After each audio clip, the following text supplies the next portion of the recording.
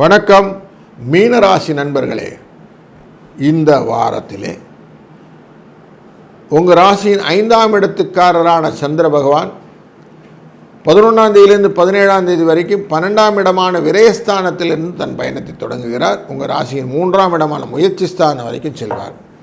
இந்த சதய நட்சத்திரத்திலிருந்து கார்த்திகை நட்சத்திரம் வரைக்கும் ராகுவின் சாரத்திலிருந்து சூரியனின் சாரம் வரைக்கும் இருப்பதனால திங்க் பிக் அப்படிங்கிறது மனசில் நிறைய இருக்கும். அது ரிலேட்டடான சில செலவுகளும் உண்டு.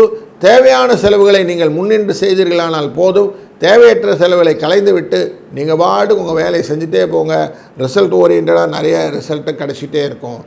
எனி பெனிஃபிட் உங்களுக்கு தான் அப்படிங்கிறது கிடைக்கும். நிறைய ரெகக்னேஷன் இருக்குது. பதவி உயர்வு, ஊதிய உயர்வு, உங்களுக்கு பாராட்டுதல், இப்படி நிறைய ரெகக்னேஷன்லாம் இந்த வாரத்தில் நீங்கள் எதிர்நோக்கலாம். இந்த வாரத்தில் அமாவாசை அன்று தர்ப்பணம் செய்துவிட்டு தான தர்மங்கள் செய்வதும், உங்கள் ராசிக்குள்ளேருந்து 2ஆம் இடத்தில் குடும்பத்தில் கவலை ஏற்படுத்தி கொண்டது சூரிய பகவான் ரிஷபராசியிலே செல்வதனாலும் நன்மைகளையும் பெறக்கூடிய நல்ல வாரம் இது. வாழ்க வளத்துடன்.